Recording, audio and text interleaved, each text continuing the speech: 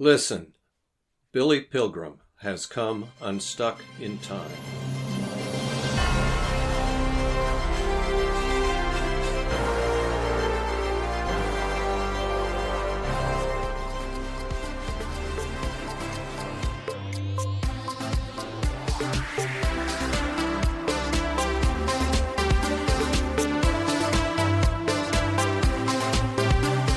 Oh boy, it's a time travel podcast. My name is Nate, and accepting the award for MVP of this podcast is Lawrence Bowden. Say hello, Dad. Hello, Dad. Now, I famously selected Space Ghost as MVP of the podcast this season, but his people told us that he was not available to be here today. However, I am up in Virginia for the holidays, and I have once again cornered my father in his office here to record some for the podcast. So he's got another ghost that's going to speak.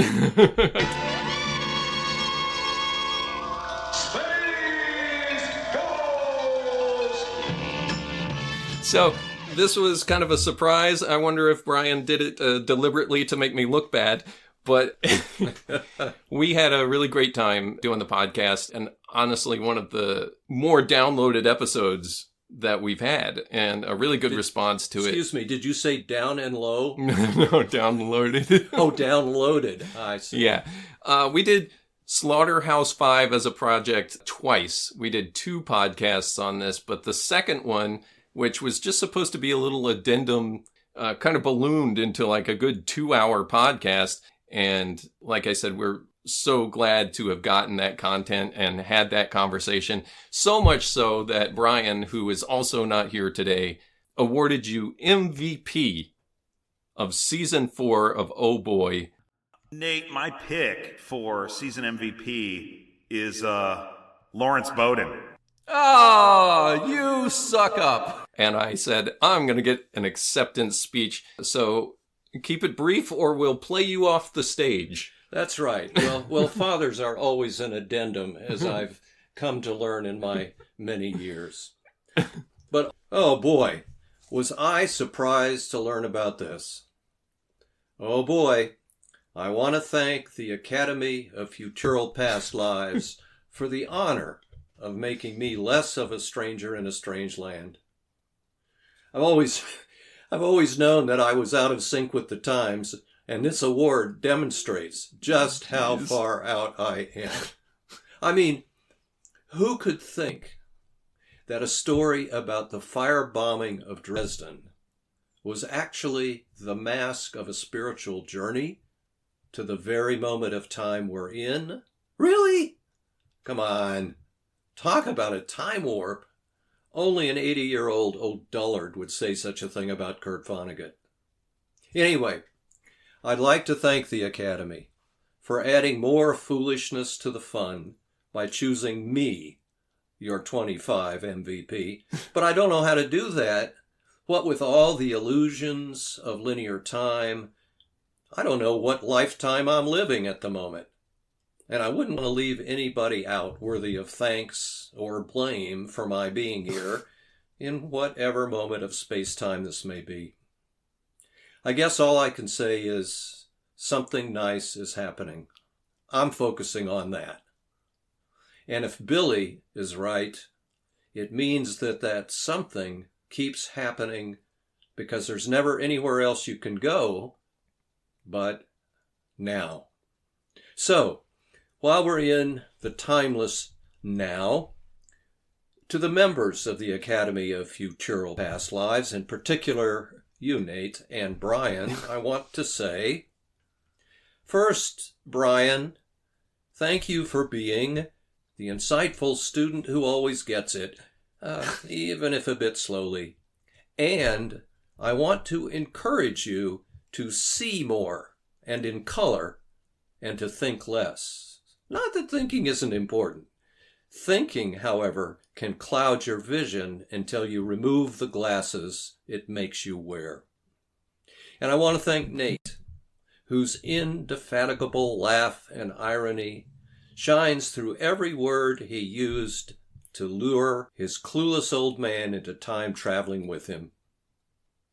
You've created, Nate, a whole new dimension of meaning for Wordsworth's dictum, "The child is father of the man." And that's about all I know about time travel. But as Wordsworth also says, my heart leaps up. Thanks, guys.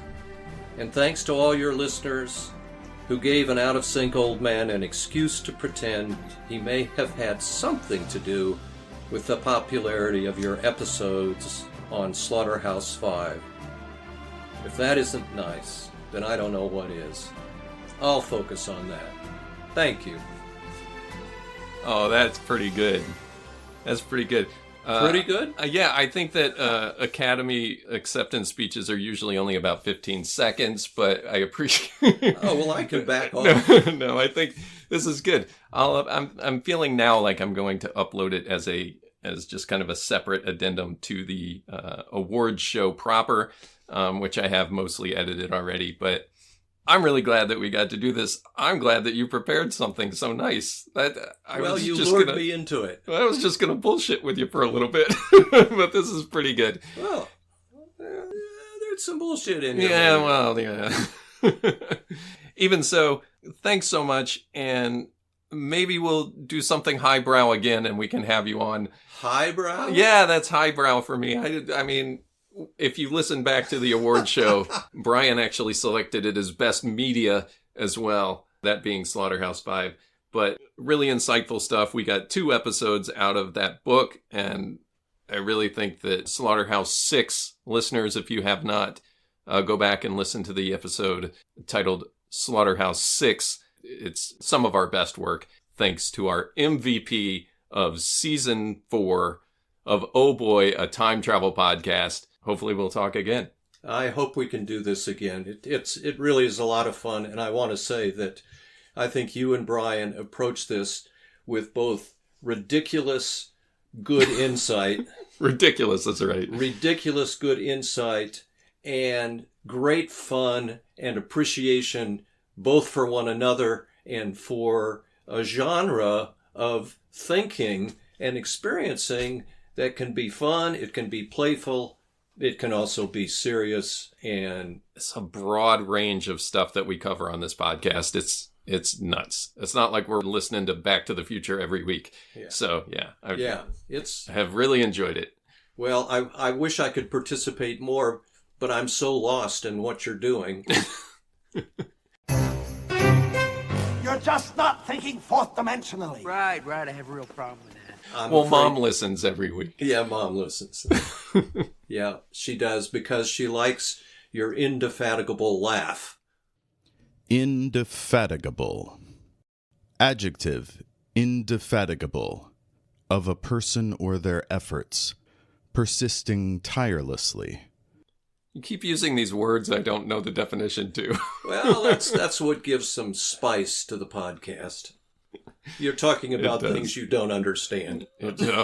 I know that's the truth, especially in Slaughterhouse-6. Go back and listen, folks.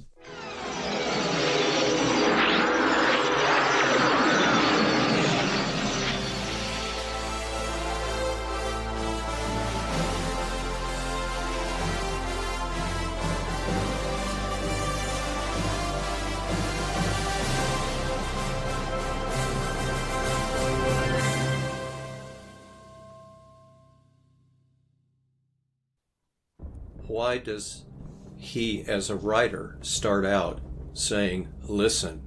There is a well-known passage in Scripture that says, those that have ears to hear, let them hear. And I have no doubt that Vonnegut was aware of that.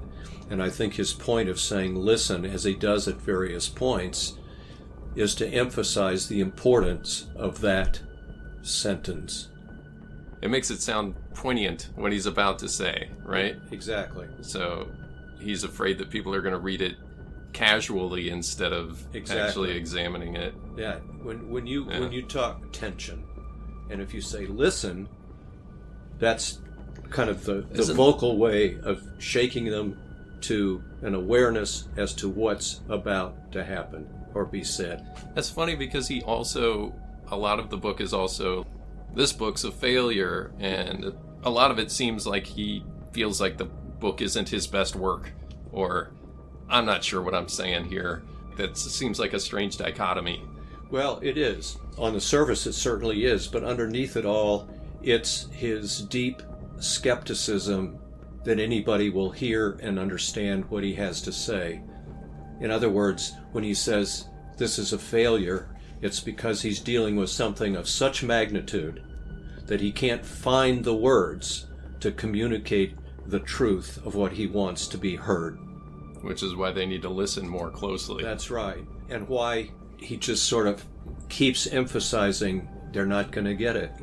You know, I can't find the words. I've been trying for years to write this story, and I haven't been able to write the story because I can't even find the words to express what I've seen and experienced. Yeah. Well, that we kind of touched on. Yeah. But yeah, we didn't really mention the opening of the book. That's interesting. Yeah, good bit. Okay, we'll probably use that at some point. What, have you been recording that? Yeah, it's all recording. Oh. That's the whole reason I did it. Oh, that was tricky. No, it's been going for like 20 minutes now. Okay, well, okay, that's fair enough. It's a podcast. I just wasn't prepared. You caught me off guard. Surprise podcast. Surprise.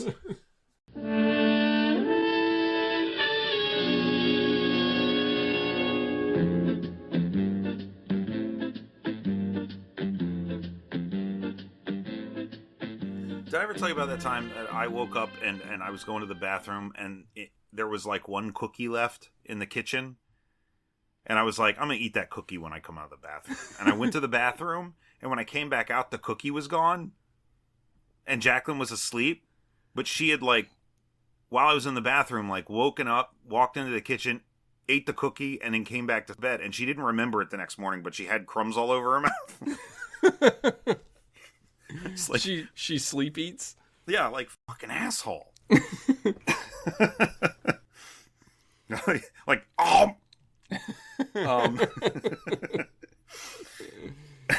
It's just like the best transition music. You can use it to change any topic. It doesn't matter. Quote, an indefatigable defender of human rights, unquote.